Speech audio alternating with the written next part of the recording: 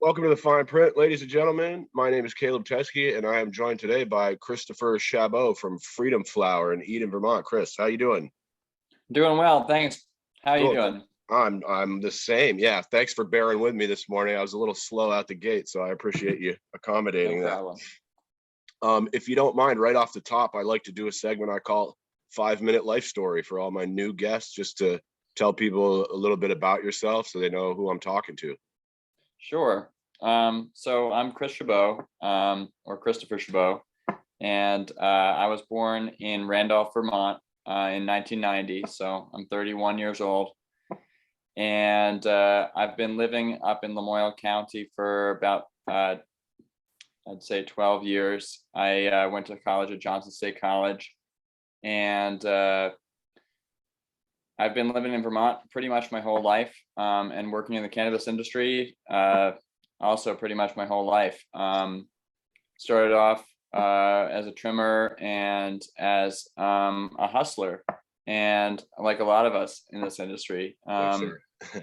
And over time and through connections with friends and with traveling and going to college with a lot of really talented folks in the industry. I gained a really unique skill set that has allowed me to work in the industry full time for the last 5 or 6 years, and part time before that for about 10 years.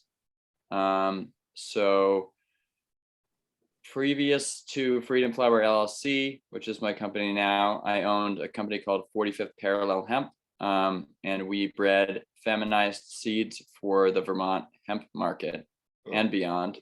We sold seeds as far away as Texas, California, and France.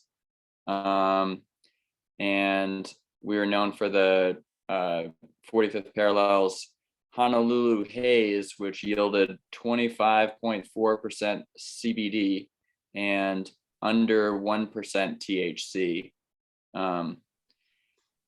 And when the pandemic hit, my business partner and I parted ways, and a lot of our retailers stopped selling products in general to the public as they had to close. And that caused us to kind of shift gears. So for the last year or so, I was doing consulting work for legacy growers and hemp farmers, and helping people dial in their systems, build efficient irrigation systems, and manage their labor force. And from doing that, I was approached by some really generous investors who were appreciative of the skills that I bring to the table, and they made me an offer that I can't refuse of helping me start a cannabis company here in Vermont that'll grow recreational cannabis for the open market. And I gotta say, this is a dream come true for me. Oh, that's awesome. Yeah. Let me ask you, can you tell everyone what kind of licensing that you're applying for? Sure. So first off, we've already received our pre-application letter. So we're pre-approved for a tier 1 cultivation, which is the 1,000 square foot or less. Sure. And in August, I believe the window opens for applying for the manufacturer's tier permit, and just the manufacturing permits, regardless of which tier. And we're going to be applying for a tier 2 manufacturer's permit. So that'll allow us to extract cannabis and without using hydrocarbon solvents. So we can use alcohol or glycerin or coconut oil. It's basically the secondary tier. So anything that's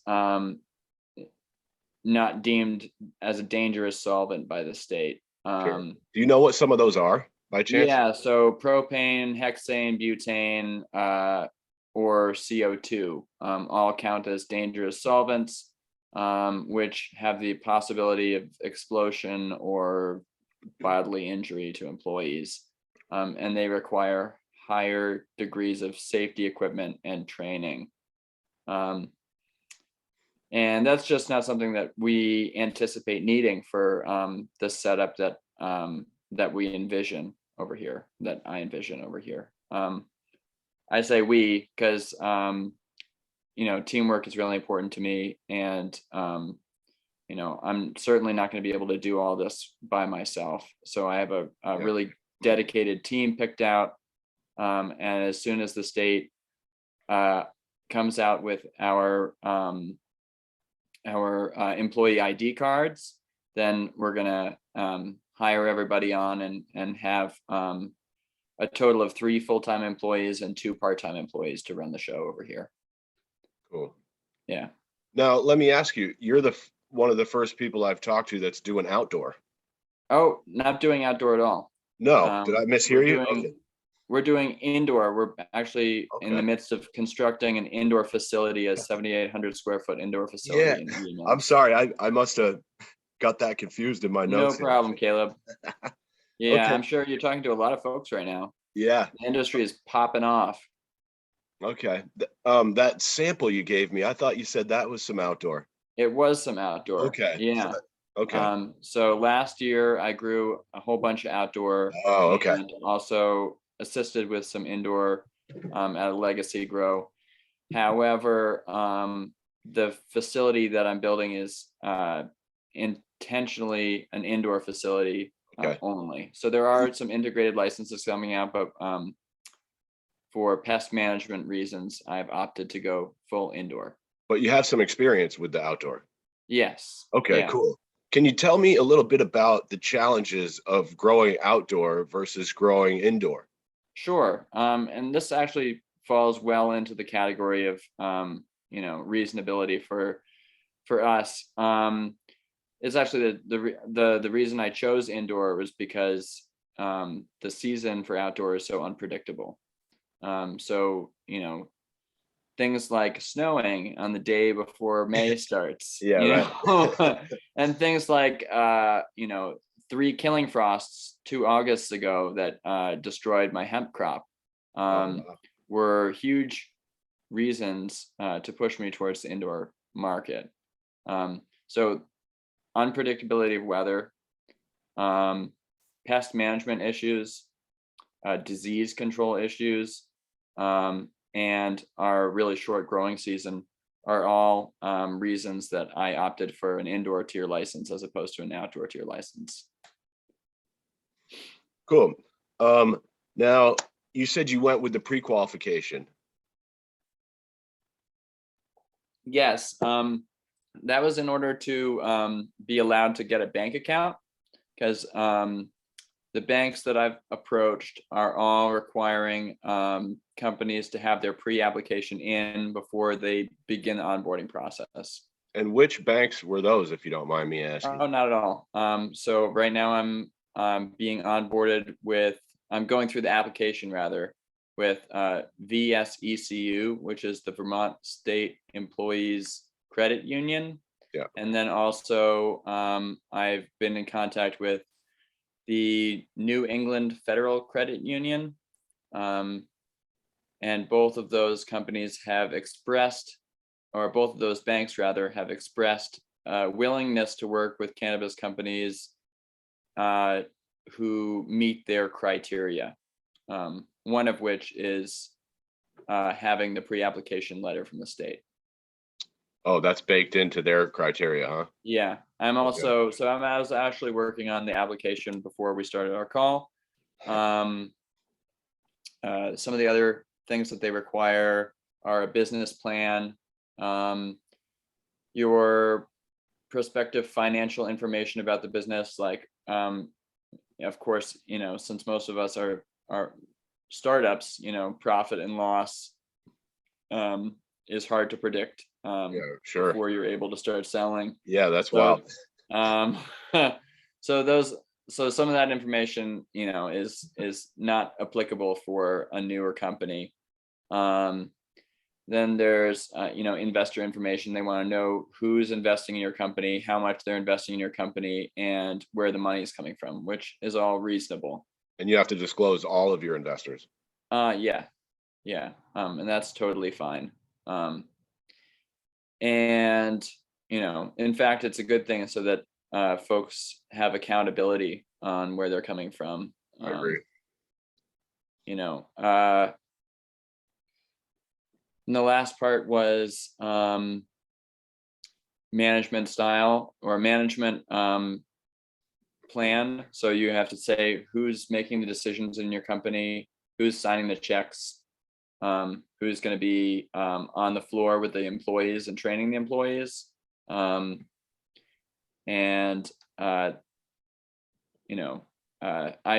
just gave a little quick overview of what my company is intending to do, how much we're intending to produce, where we intend to vend our products, and what experience I have in the industry to help make sure that that's actually going to happen. But it's all pretty reasonable stuff, all stuff that was actually in the initial application for my license. So it wasn't hard to gather that information for them. Did they give you any information about what might happen after the merger takes effect here early next year? I haven't asked. You should. Just for my curiosity. Yeah, I can do that. Also, you raised an interesting point when I was at your house the other day about, I wrote the quote just so I wouldn't quote you wrong. It says, because obviously they're doing a 1.5% flat fee for VSECU, and then I haven't gotten the numbers on that yet. Okay, well that's what the 1.5% was what I read on a Vermont Digger article, a VC Digger article. I did get the fee scheduling for the New England Federal Credit Union, and that would be $200 a month for the tier 1 cultivator license. Right. All the way up to like $2,500 a month if you have multiple licenses. Yeah, it was $1,000 a month for a manufacturer's permit as well. So for us, it would be just $200 a month until we are granted our manufacturer's permit, and then that'll jump up to $1,200 a month. Well, you said something. You said, when I was there, you said, well, how does that work if you deposit $1 million one month and then $0 the next month? How would that work with the flat fee structure? Which I thought was an interesting point. And I still don't have the response from them on that. You asked them. Well, I'm waiting until I get the fee scheduling to really to get that question in. Cool. Because if I'm not accepted, then there's no reason for me to waste their time asking about fee scheduling. Fair. Yeah. So go ahead. All right. So let me ask you. I know of one other person who's doing this, but you're essentially constructing your own facility on your property there. Yeah. So I own 0.78 acres in Eden Mills Village, and there's no zoning in town. So, and there's no zoning for Act 250 on properties under 1 acre in size. Oh. So that allows me greater flexibility for development. And Vermont is notoriously tough on, environment, or strict on environmental protection, which I think is a really great thing. And I'm, using all of the appropriate craftspeople and professions to make sure that my building is up to code and would stand up to any environmental scrutiny. So we're building for expansion. We're building for a 3-year expansion to triple our flowering size. Right now, we're just, again, doing 1,000 square feet of canopy. But the whole facility is actually less expensive if we build it with the intention of expanding later. and we build the whole building now. So we'll have 6 flower rooms and a veg room, of course, a trimming space, and water processing space, storage. But what I'm really excited about is this commercial kitchen on the 2nd level, and that space will be available for rent to other small businesses, other small product manufacturers during the time that we're not working in the building. And that's going to allow us to have less overhead as a business, but also allow some accessibility for folks who maybe don't have the same resources that I do. Yeah, and you also mentioned it's going to be ADA accessible as well. Yeah, so that is a requirement of any building over 3,000 square feet, I believe, and especially buildings, we want to make sure that the inspector can come in, and if the inspector is in a wheelchair, that they can get around the building, and that we're also following all the regulations that we can. Sure. Now, when you have a commercial kitchen like that, isn't that something that Department of Health has to come in and also inspect? Eventually, yes. Yeah. If we're going to be doing food production in there. Okay. Which we intend to do with our seltzer brand. I have here, maybe you can see a few little bubbles floating up in here. I've made a batch of fresh seltzer, which is really super refreshing and nice with the mineralized well water that we have here. Talk a little bit. You mentioned the water treatment, and I'm curious about that because that's something I don't know a lot of the details on. Maybe you could help fill me in. Sure. So with our grow method, we're going to be using a fertigation system, which involves inline dosing of nutrients. And in order to give the plants the maximum amount of nutrition that you can at a time, it helps to know what's in your water at first. So perhaps you've heard of the ppm measurement, which is parts per million. And we describe water as having a ppm of a whole bunch of different minerals, and maybe there's some iron in your water. And, when a couple of years down the road with a new bathtub, you can start to see a little bit of orange around the bottom of the tub, or on your sink, you see a little bit of white stuff, around the faucet. That could be a calcium deposit from calcium that's, in the ground, dissolved in the water, and carried by the water. So as you're adding nutrients to water, you fill that water up to a certain ppm level or electrical conductivity level. Now, if you're feeding your plants at, an EC, electrical conductivity of 1.2, and your water starts at 0.2, you can only put 1 EC of minerals that you control into that water. Through a reverse osmosis machine, we can clear the water of its initial mineralization, so that 0.2 of the quote unquote blank water can be brought down to really, really low, to 0.01 EC, or 50 ppm, and that allows us to better control what is actually given to the plants. So as the seasons fluctuate, as the seasons change, the ppm of your well water can fluctuate and change in composition based on what's in the groundwater at the time.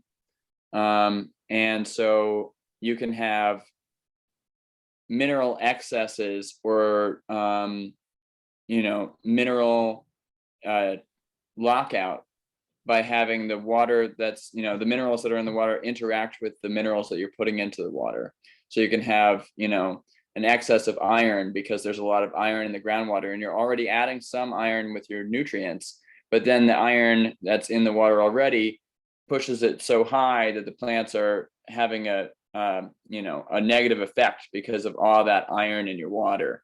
That's just an example. You can have all kinds of different mineralization in your water that can cause issues. So some growers solve that, and in our case, we solve that by using an RO, which is a reverse osmosis machine, sort of like what people use in the sugaring industry, to concentrate the sap into a higher sugar percentage in order to lessen the energy that they use to make it into maple syrup.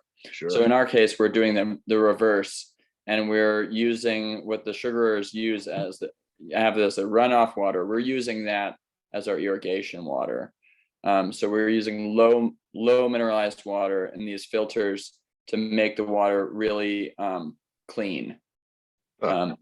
And from there, we also put it through a UV filter so that it can, or UV light, so that it can be cleaned of bacteria too. Cool. Yeah, I've heard about some of that. You also mentioned something about a profit sharing model, and you're the first person I saw talk about, or I heard talk about that. And I was wondering if you'd tell us a little bit about that. Yeah, I'd be happy to.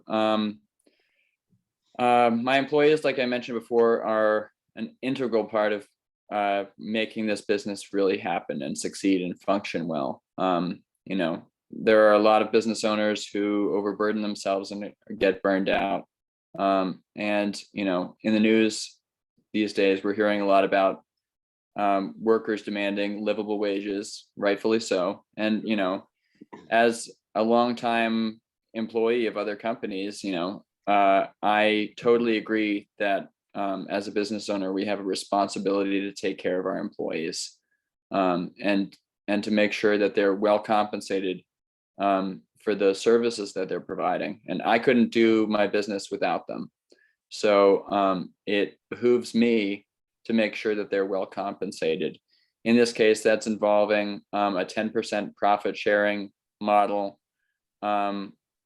within the business. So I'll be sharing 10% of the total quarterly profits with the 3 full-time employees.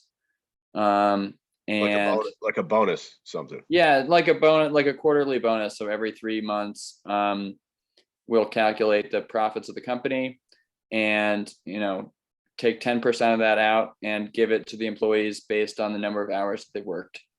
So you're going to weight it like hourly. Yeah. So, it's commensurate with the effort that each employee puts into the business.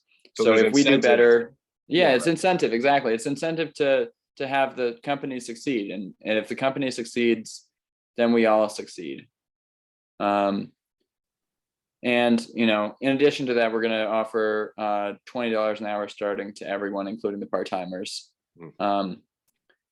And, I think that that's really a reasonable living wage for people to start with. And we're still a small company. I'd love to be able to offer other benefits down the road. But, we're going to be bootstrapping it after our initial investment phase. And I want to make sure that the company succeeds in the long run and is able to maintain those jobs for the long run. When I was at your house, you actually said, this is a quote, you said, everyone's work is valuable and I want to be able to compensate workers appropriately, but I can't right off the bat. But I mean, $20 an hour is more than probably most jobs in Vermont are offering right off the bat, for sure, I'd say. Sure. But, cannabis is a high margins industry. Sure. Everyone knows that we're going to do well, we hope that we're going to do well anyway. Yeah. That's not jinxing. Yeah. Right. So basically, I appreciate the concern of my employees in as much as, having the owner or the boss clean up while they walk home with nothing. And I don't want that to be the case. And I have been working at this a long time. And, started as a trimmer. I started at working, $15 an hour and for 10 years. So I can appreciate, the effort that they're putting in, and I, like I say, I can't say this enough that I couldn't do it without them. Yeah, I agree. I mean, I've seen some of the operations and it's way too much work for one person to do, or maybe even two, like you need help. Right. And so I would rather have, a really good crew, that's dedicated and that feels like, that their job is valued and that their positions are valued, than, stretching us really thin. I'd rather have, a good 8-hour workday where everyone feels accomplished at the end of the day and can go home without being stressed, than having, in the past with the hemp industry, I was working 16 hours a day sometimes, 12 hours at the farm and then going back and working at a dishwasher job or a cooking job afterward to make ends meet and to make sure that everyone got paid on time. Damn. And I don't think we'll have to do that this time. I'm really happy to say. I hope not. That's too much. Right. And I wouldn't want to do that. Like I can choose that for myself, Sure. but I don't want to choose that for anyone who's working for me. And I wouldn't. appreciate that, man. That's a nice sentiment. Thank you. Yeah. I want to ask you, so this is something you wanted to talk about, and you said you have a number of sustainable design elements going into your new business and your business model. So if you wouldn't mind, let's hear about that stuff. Yeah, thanks, Caleb. Thanks for asking. Sure. So off the bat, I started out by talking to this company called SolarFlect, who they're a Vermont company, and they design solar tracker systems and they install them all over Vermont. And they're actually from my hometown of Stratford, Vermont. And so I had them come out and do some surveying of the property to assess the compatibility with solar energy. And depending on our budget, this year or next year, we're going to install a couple of solar trackers to help offset our energy usage. In addition to that, I've been working with Efficiency Vermont and a mechanical engineer to ensure that the business uses zero fossil fuels. So we're going to be, electrical heavy for sure. Cannabis cultivation consumes a lot of electricity, but we're doing our best to mitigate those processes using a geothermal heating system, using new efficient insulation, and LED lights. In addition, the fertigation system is designed to decrease, the amount of labor that we have to use and to decrease the amount of electricity that it takes to irrigate the plants. In addition to that, I'm committed to surpassing the sustainability standards for that the state has set in place for packaging design. Oh, you got ahead of me there. I was going to ask you about that. Yeah, sure. Right. Yeah. Go ahead. Because you showed me when I was up there. You showed me some of that hemp packaging, and I was very curious about that. So go right ahead. I'd love to talk about that. I've done extensive research over the past couple of months into different types of sustainable packaging design, and which method is actually the most sustainable. Really, it keeps coming back to compostable. It keeps coming back again and again to compostable packaging. Even ocean reclaimed plastic is still plastic in the waste stream. Sure. And you're hauling it out of the ocean, but where does it go when it's done? Maybe back to the ocean. Right. And I don't want that for my company, and I don't want that for Vermont. So I really respect that the legislation has gone with the no plastic packaging. I thought they dialed that back a little bit where they said, They you can did. stuff. They said that there is some possibility for exceptions if you can demonstrate that that the packaging that you need doesn't exist. But the Sure. fact is, it does exist. Yeah, well, it probably costs more. I'm guessing it's a little It's cost. not that much more. No. It's really comparable. Does it stand up to the test? Remember, we were talking about if you have 10 servings of edibles in a package, you have to be able to open it and close it 10 times. Yes. Does it stand up to that? Yes. Okay. And for the packaging design that we have for flower, and just for flower right now, for flower and pre-rolls, it does. Okay. Now, since I'm not designing edibles at the moment, that question might be a little bit more difficult to answer. Sure. Yeah. That's going to be weird. I know some people that are making cookies and stuff like that. And I'm curious how they're going to have to package. Most people are doing gummies, it seems like, and Sure. they've got that figured out. But what do you do with baked goods, Right. Yeah. And some of the companies that were at the Headies showing off their packaging designs weren't even on the up and up about that. I mentioned the plastic ban to the Gove bag guys, and they had no idea. Yeah, I talked to Kyle, or I think maybe, I don't know. I don't remember his name, but I remember what their names were. I definitely talked to that guy. And I think that those companies, have, a responsibility to go with the market, and in the market in a lot of other states, plastic is fine. But Vermont, I really am impressed with their progressive values, and in keeping with those progressive values and doing away with plastic, I think we're on the forefront of what will hopefully spread across the country. So packaging. I did think it was odd to just see a kid at the Headies just with plastic bags, that felt weird to me. It felt weird to me too. Okay. Yeah. But the best we can do is demonstrate that there is a better way, and lead by example.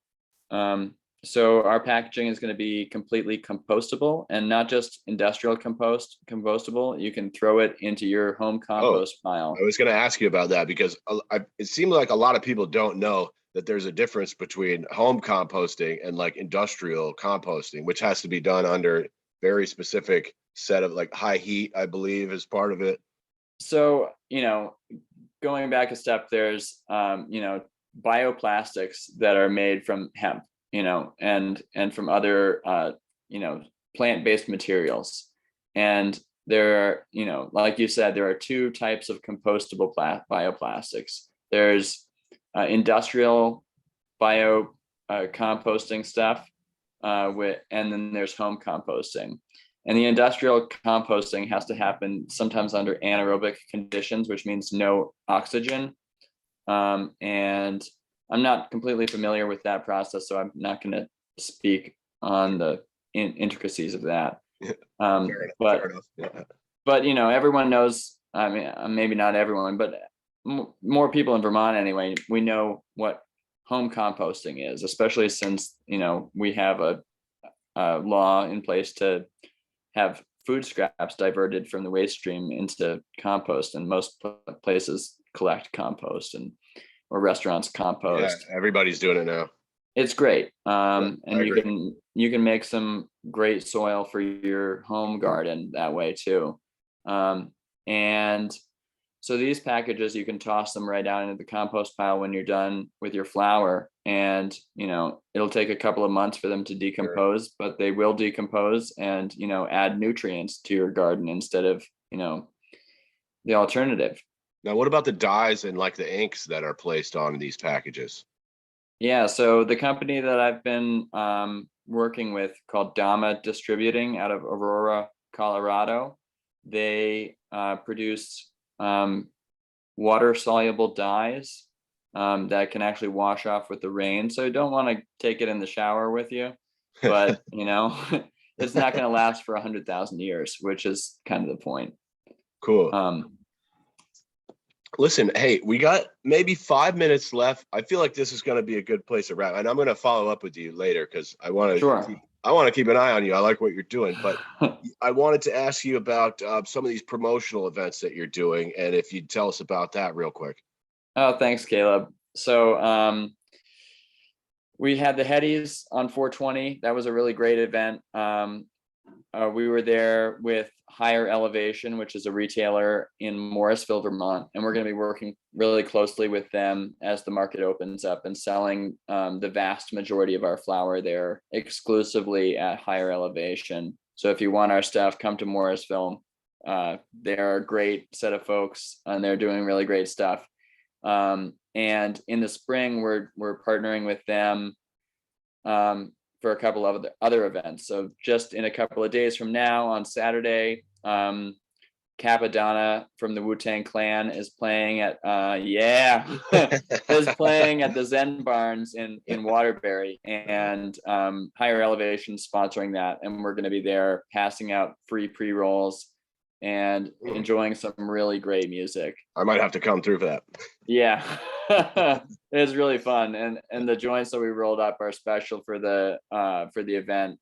They've got a mix of outdoor flower in them, and they're painted with terp sauce and rolled in keef. They're heavy hitting. So share if you're not a regular consumer. Sharing is caring. Hell yeah. But in addition to that, we're sponsoring an event in Johnson in June from the 10th to the 12th called Hick Jam. And it's going to be a great little local music festival put on at Moog's Joint in Johnson. 3 days of great music, great artists, good food. 3 days, huh? Yeah, Wow, Friday, okay. Saturday, and Sunday. Wow, cool. And the river's right there. There's a boat launch there, so you can paddle in, you can paddle out. And camping available on site, limited camping, but there's some more camping down the road. And we're really excited to be supporting the local music scene. I'm a musician myself, and Cool. I just love being able to support the local community and coming out and doing something that we all really love to do, and that we all love to do together. And frankly, let's face it, music and cannabis are hand in hand. Especially hip hop, I was going to say. Yeah, oh, totally. One of my previous interviews was with a hip hop producer from Burlington, and it's just like, boom, it's like that, Yeah. Always has been. Community and cannabis. Yeah. It's been really nice talking to you, Caleb. Yeah, I think that's a good place to wrap it. Chris, thanks so much for your time. I hope we can do this again, and I wish you the best of luck in your business endeavors, man. Yeah, thank you, and I hope to see you soon. All right, take care. Take care.